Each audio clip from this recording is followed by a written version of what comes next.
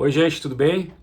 Então, vocês receberam minha mensagem, provavelmente, agora. Eu acabei de enviar a vocês, né, sobre essa instabilidade do e-aula. E eu vou fazer, então, uma passagem com vocês do texto que eu mandei. Na verdade, alguns tópicos que eu quero mencionar sobre o desafio do relativismo cultural. É importante vocês darem em conta, né, que o tópico principal do texto é algo que também, contemporaneamente, ou, né, vamos pensar assim, na sociedade brasileira, vem sendo debatido também nesses tempos, né? Em relação ao que é certo e o que é errado. Então, imaginamos, né, que vocês, né, como futuros diplomatas, né, vocês vão se deparar aí com várias situações que envolvem valores, e os valores sempre são compostos por vários conjuntos de crenças, né, que é como a gente vai ver durante esse texto. E o texto também tem esse caráter bastante didático, porque ele traz alguns elementos, alguns exemplos que podem facilitar a nossa compreensão. A tese principal dele é mostrar algumas características de como nós precisamos assumir o relativismo cultural, caso a gente queira ser um relativista, e o que isso implica de fato. E algumas críticas, né, também ao relativismo do ponto de vista assim, de outras correntes éticas, né? Essa é uma das aulas. Nós vamos ver na semana que vem o utilitarismo, depois as regras absolutas. Então essa é uma concepção de moral que atende à demanda do que nós também chamamos de contextualismo, ou seja, né, as regras morais são, na verdade, uma construção de tempo e espaço, e elas estão determinadas a esse tempo e esse espaço. Fora disso, vocês não têm, então, elementos para fazer um julgamento do que é certo e errado, sobretudo no que diz respeito àquelas práticas que em determinadas sociedades se realizam. Tá bem? Então, o que é interessante aqui logo de cara no texto? Tá? Eu vou falando os pontos para que a gente possa, então, ter vocês possam acompanhar também. Importante que vocês possam ter o texto junto aí, né? E vão marcando, porque, como eu já mencionei na primeira vez, eu só vou posteriormente cobrar de vocês o que eu trabalho aqui, tá bem? Então, o ponto 1 é interessante só vocês prestarem atenção, é um exemplo que é narrado por Heródoto, né, no livro História, onde ele fala do rei Dario, né, o rei da Pérsia, e ele coloca então vamos dizer assim, em diálogo essas duas concepções em relação ao tratamento das pessoas que morrem, tá? Ele então tem essa tribo que ele chama de Calatians, né, uma tribo de indianos, e os gregos, né? Então, a prática grega é uma prática bastante corriqueira para nós, que era, por exemplo, né, em relação aos pais, utilizar a cremação como um processo, então, né, de conduzir os mortos, né, pelo caminho correto, enfim, né, até chegar aonde seria o pós-morte, né? E, então, né, aquele ritual todo que a gente costuma ver em filmes, né, as duas moedas nos olhos para pagar o barqueiro para atravessar o rio e assim por diante. Os Kalachans, que talvez sejam o que nos impacta um pouco, né, como costume de enterro, né, dos pais, eles praticavam, então, eles comiam os corpos dos pais. Né? Então, esse era o modo correto de fazer o sepultamento, não sei se isso pode ser, mas assim, para a gente compreender, né, na linguagem que nós estamos acostumados a utilizar, o sepultamento dos pais. Então, quando o Dario, né, fazendo essa anedota, né, colocou eles, digamos assim, em contato, verificou que, na verdade, há aqui um conflito muito sério, né? Ele poderia, mesmo se oferecendo para, né, trocarem as práticas funerais, né, seria uma grande afronta para esses dois povos, né?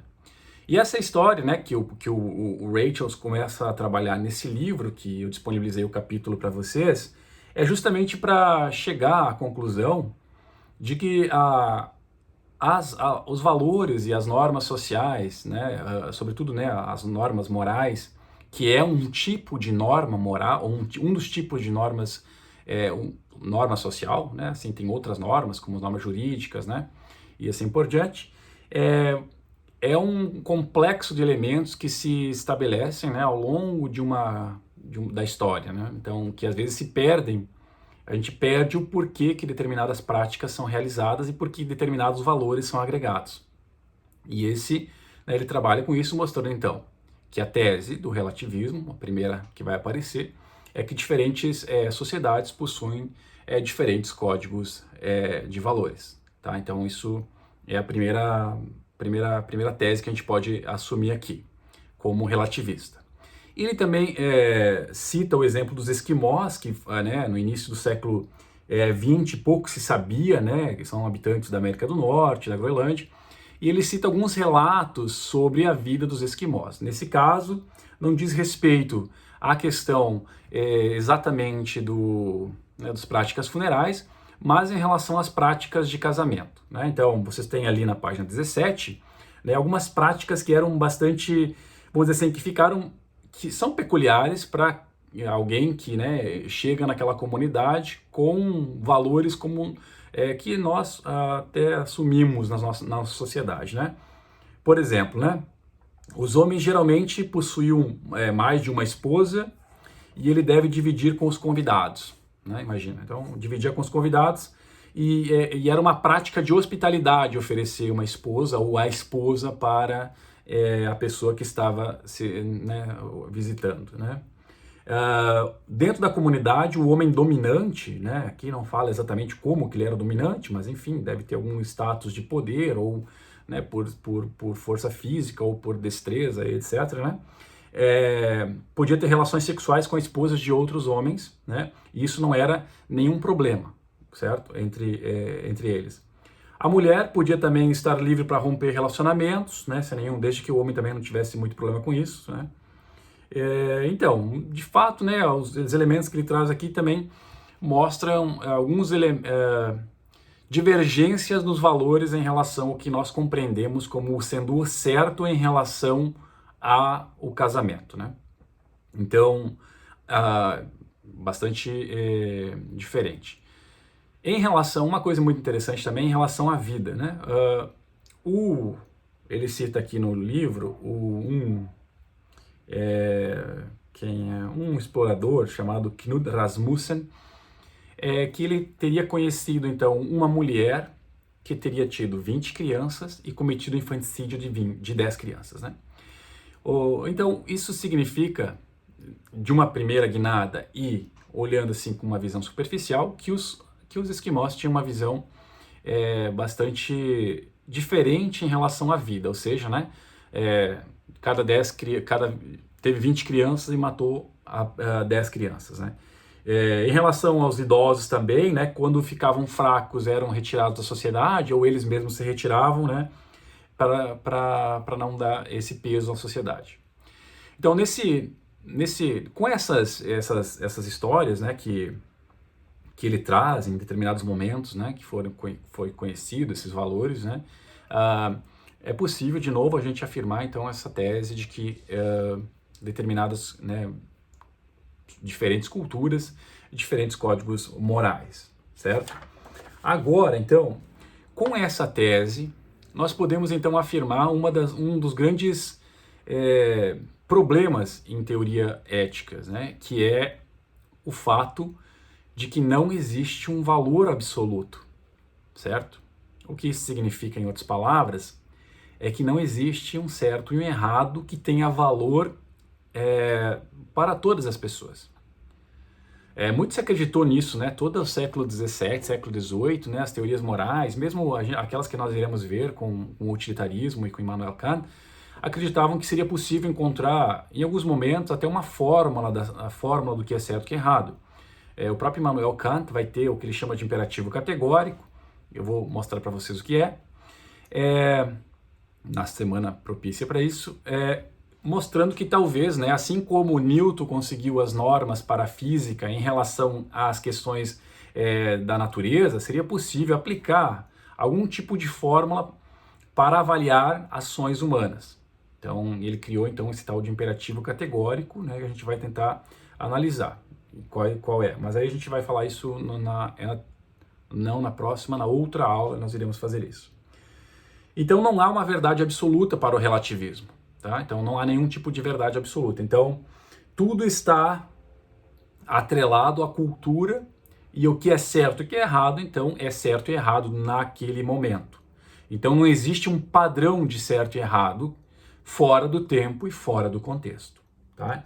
Então vocês têm na página 18 e 19 os 6 tópicos que são a chave para a compreensão do relativismo cultural ali, né? Diferentes sociedades possuem diferentes códigos morais. O código moral de uma sociedade determina o que está certo dentro e apenas naquela sociedade. Não existe um padrão absoluto ou objetivo de certo e errado. O código moral da nossa própria sociedade não possui um status especial. Então nós não podemos julgar nenhum outro valor porque o nosso não é melhor do que ninguém. 5. Não existe uma verdade universal na ética, né? Ou se quiserem, para não usar a palavra verdade, não existe um certo universal, porque verdade às vezes está atrelada a uma questão de conhecimento e não fundamentalmente com questões práticas, né, da ética. E é uma mera arrogância nossa tentar julgar a condutas de outras pessoas, ou melhor, de outras pessoas em outras sociedades. Nós podemos julgar, ou podemos talvez julgar, as pessoas que têm os mesmos valores que nós ou partilham disso. Tá legal? O tópico 2.3, que fala ali, é uma questão argumentativa, né, do ponto de vista da lógica do argumento. Vocês podem passar isso, tá? Não faz para nossos interesses aqui, não faz diferença, tá? O tópico 2.4, ele analisa, bom, se vocês até agora se encantaram com as teses do relativismo cultural e vocês dizem, bom, então agora eu gostaria de ser um relativista. Beleza. Aliás, a gente acaba sendo um pouco nisso quando a gente quer justificar nossas ações, né? Nós fizemos uma besteira e aí a gente consegue achar argumentos, inclusive morais, para justificar determinada conduta, tá? Então isso é também ser relativo, a gente pula para um lado e para o outro, né? Para tentar encontrar algum tipo de argumento para tentar legitimar ou justificar aquilo que, de certo modo, nós fizemos. Então, mas o pacote, vamos dizer assim, a compra do pacote do relativismo cultural implica em três, digamos assim, consequências que vocês devem assumir se assumirem-se como relativistas. A primeira dela não poderíamos mais dizer que os costumes de outras sociedades são moralmente inferiores aos nossos próprios. Então nós não podemos mais julgar os outros códigos morais, inclusive no modo como eles procedem, ou no modo como eles entendem esses valores, né? O autor cita, inclusive, sociedades que utilizaram, por exemplo, tem um valor moral de que compreende outros seres humanos como inferiores e usam esse argumento, o valor ativo, para escravizá-los. Então não seria possível, segundo a tese relativista, fazer uma crítica a esse povo que escraviza os outros, né? Porque é uma questão de valor e valor, portanto, é uma questão de sociedade e nós não podemos fazer essa crítica.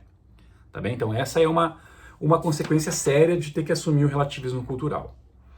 O outro ponto poderíamos decidir se as ações estão certas ou erradas apenas por meio da consulta aos padrões de nossa sociedade. Então vejam, né? É bem restrito o que nós podemos julgar como certo e errado. O resto, nós temos que, vamos dizer assim, se abster de fazer valoração. Tá bem? Então, nós só poderíamos dizer que determinada conduta está certa ou errada na sociedade brasileira, ou se quiserem pensar em nichos menores, talvez só no Rio Grande do Sul, ou só em Pelotas, entendeu? Se vocês pensarem que há valores ainda, né, subvalorações, né, dentro dessas sociedades, né, tem determinados tipos de valores aí que são peculiares. A terceira ideia é que a ideia de progresso moral é posta em dúvida.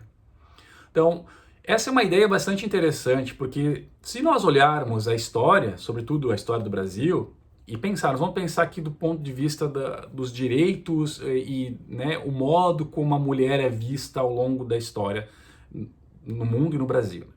nós poderíamos dizer que houve uma evolução no modo como nós valoramos, né, a mulher na sociedade.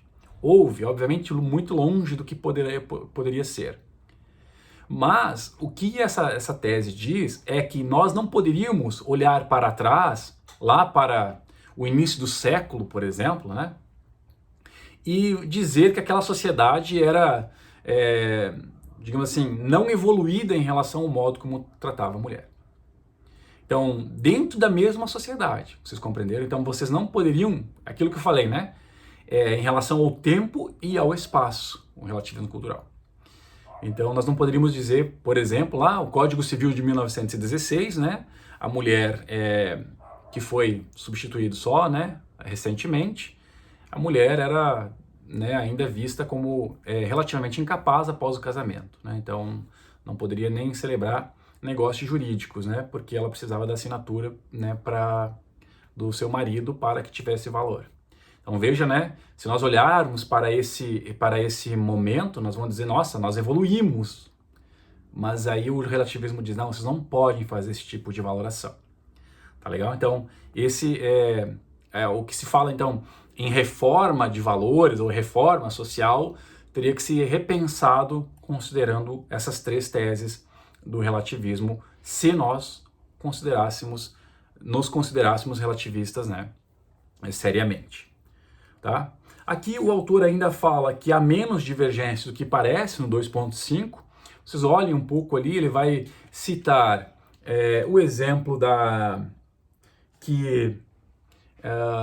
se não me engano aqui o exemplo é isso, né? O exemplo cita culturas que não comem carne, né? De carne da vaca.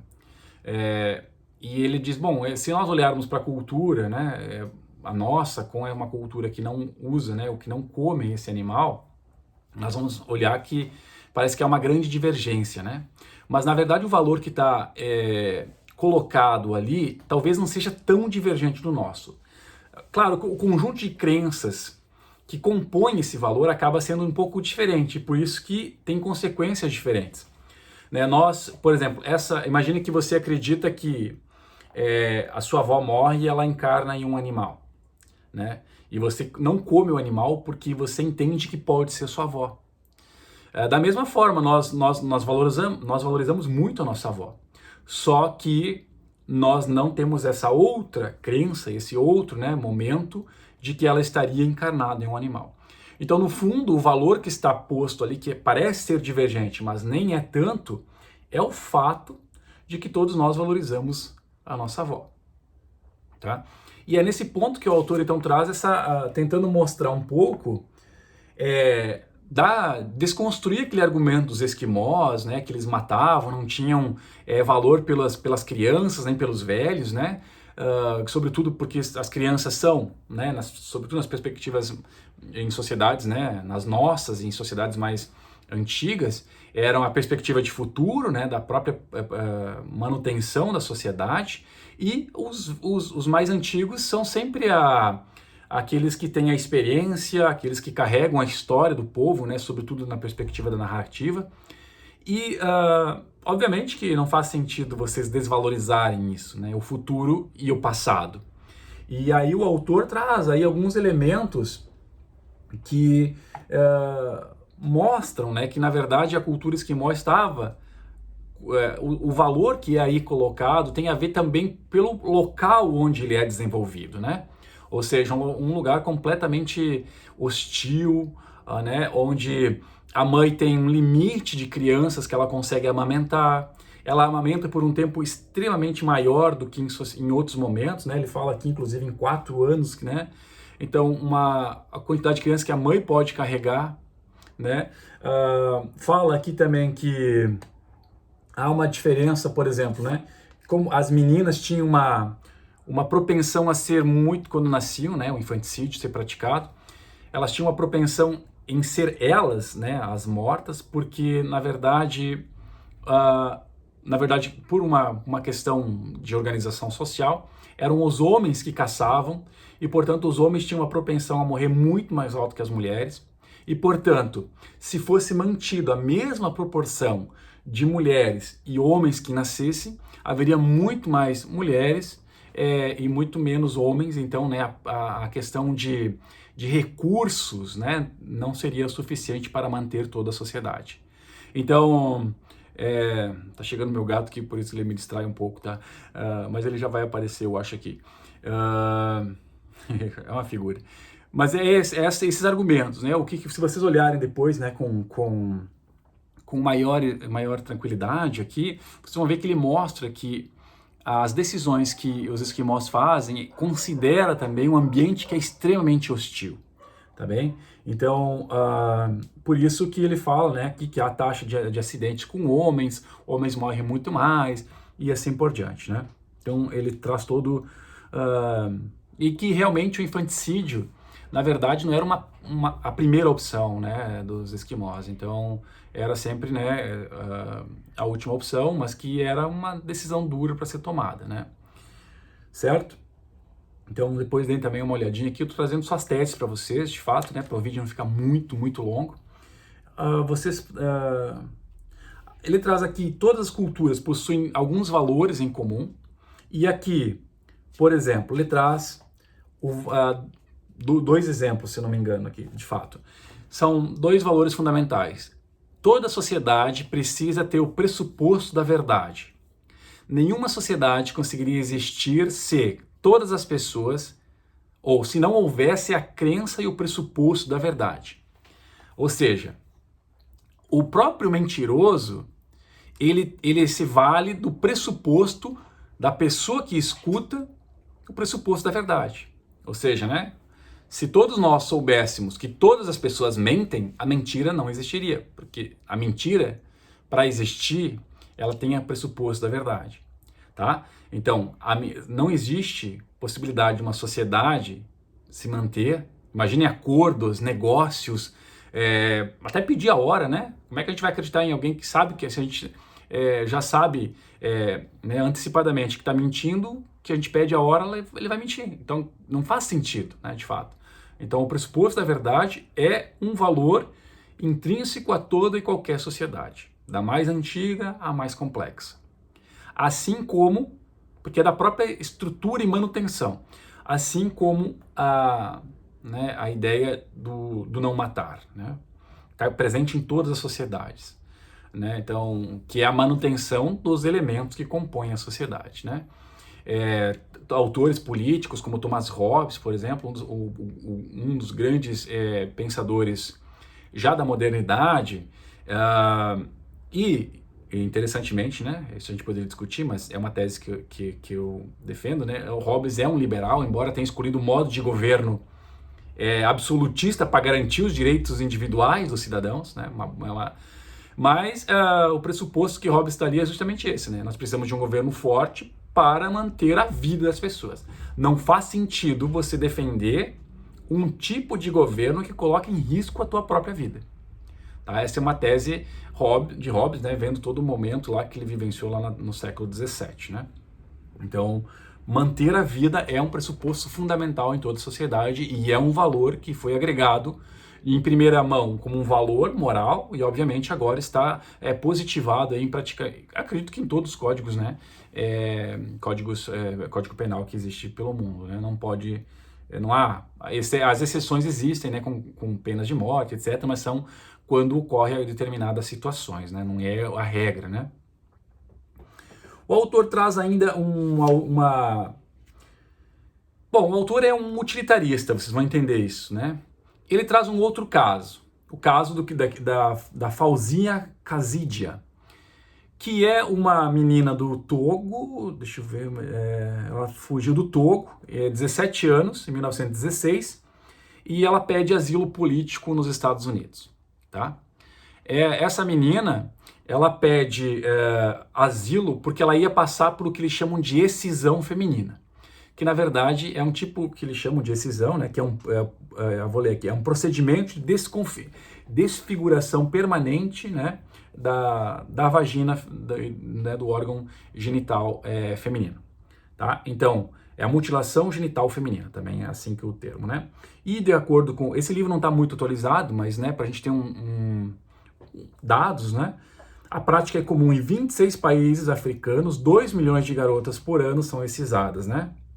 Então, e muitas delas esperam esse procedimento com ansiedade, porque é o procedimento que coloca elas na vida adulta e permite que elas então encontrem um homem para se casar e assim desenvolver a sua família. O caso da Fauzia, ela era uma irmã mais nova, de uma família muçulmana devota. O pai era rico, tinha um negócio, e ele não tinha permitido a excisão das 4 irmãs dela. Quando a Fauzinha chegou aos 17 anos, o pai falece, e ela cai, então, né, como, né, aqui a questão dos direitos da mulher são ainda eram, né, eu não sei como é agora, eu vou falar aqui no verbo no passado, tá, para não fazer nenhum julgamento, era nessa época poucos, né, então ela não fica sob a guarda da mãe, ela acaba ficando sob a guarda do avô. E o avô, obviamente, já prepara, né, o fato, esse momento, né, para o casamento dela e a excisão dela. E ela foge com a ajuda da mãe e das irmãs para os Estados Unidos pedindo asilo político. Ela ficou presa por 2 anos antes, então, né, que fosse decidido se ela poderia ou não ficar, então, asilada nos Estados Unidos. Veja, então aqui esse é um outro aspecto, né? Isso acontece em muitas sociedades, né? Na África. E a pergunta é: nós podemos julgar isso como errado? Nós podemos julgar isso de um ponto de vista moral? Tá? O autor, então, falou até agora, se nós assumirmos uma perspectiva do relativismo, nós não poderíamos dizer que isso é um problema. Mas o autor quer mostrar que talvez nós podemos encontrar um padrão cultural neutro de certo e errado. Tá? E o apelo dele aqui é utilitário. É justamente onde eu quero mostrar a vocês, então, que ele traz alguns elementos. Primeiro, ele faz de novo ele traz, né, mostrando que esse procedimento é doloroso, resulta na perda permanente do prazer sexual feminino, né, os efeitos iniciais são hemorragia, tétano e septicemia, as mulheres, algumas morrem. O efeito a longo prazo inclui infecções crônicas, cicatrizes que atrapalham o caminhar e dores contínuas. Tá? Então, ele quer só mostrar que é, de fato, assim, do ponto de vista físico, extremamente agressivo, né? Ele nos mostrou anteriormente também os elementos benéficos no caso, né, do infanticídio, né, que ocorria lá entre os esquimós, tá bem? Então ele diz, olha, acontecia o infanticídio, acontecia aquele momento, porque as pessoas eram quase obrigadas a chegar naquele momento, porque era a situação que né, extrema onde eles viviam que colocavam nisso. Então, o procedimento do infanticídio, ou o processo do infanticídio, era um benefício que era trazido à sociedade para a própria sociedade continuar, né, a se desenvolver. Aqui, quais são os argumentos? Então, vocês podem ver, tem vários argumentos ali, eu vou citar alguns deles, né? Acredite-se que as mulheres são incapazes de sentir prazer sexual, são provavelmente menos promíscuas. Assim, haverá menos gravidez indesejada entre as mulheres solteiras. Está na página 28, tá? As esposas para as quais o sexo é apenas uma obrigação são provavelmente menos infiéis a seus maridos.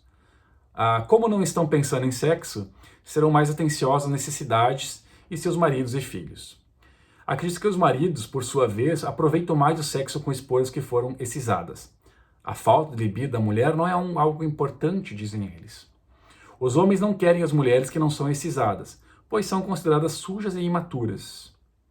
E acima de tudo, essa prática tem sido feita desde os tempos remotos e talvez não se possa mudar os hábitos antigos.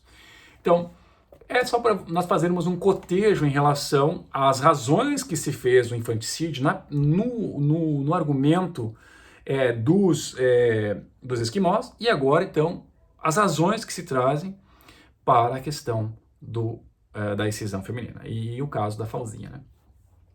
Bom, então, nós podemos julgar isso como errado, tá? Então, façam esses como errado, né? O autor, então, ele vai, como ele é um utilitarista, O utilitarista se preocupa com a questão né, do sentir, né, do benefício que determinada prática traz para as pessoas que estão envolvidas. Nós vamos estudar melhor isso, né? Semana que vem vocês vão estudar melhor isso. Então, tem que promover a maior quantidade de felicidade para as pessoas possíveis. Então, ele vai lá dizer, entre a página 28 e 29, esse argumento é importante, ó. Podemos perguntar se essa prática, né, promove ou impede o bem-estar das pessoas afetadas por ela. Promove ou impede? E como uma conclusão, podemos perguntar se existe um conjunto alternativo de disposição social que faria um trabalho melhor para promover o bem-estar delas.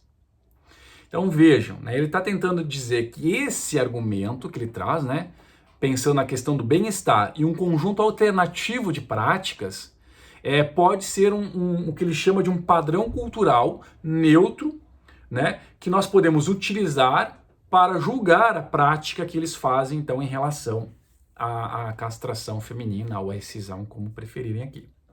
Tá legal? Então, seria um padrão neutro de valor social, porque está se preocupando com a questão puramente do bem-estar, né, dessas pessoas que estão envolvidas. Tá legal?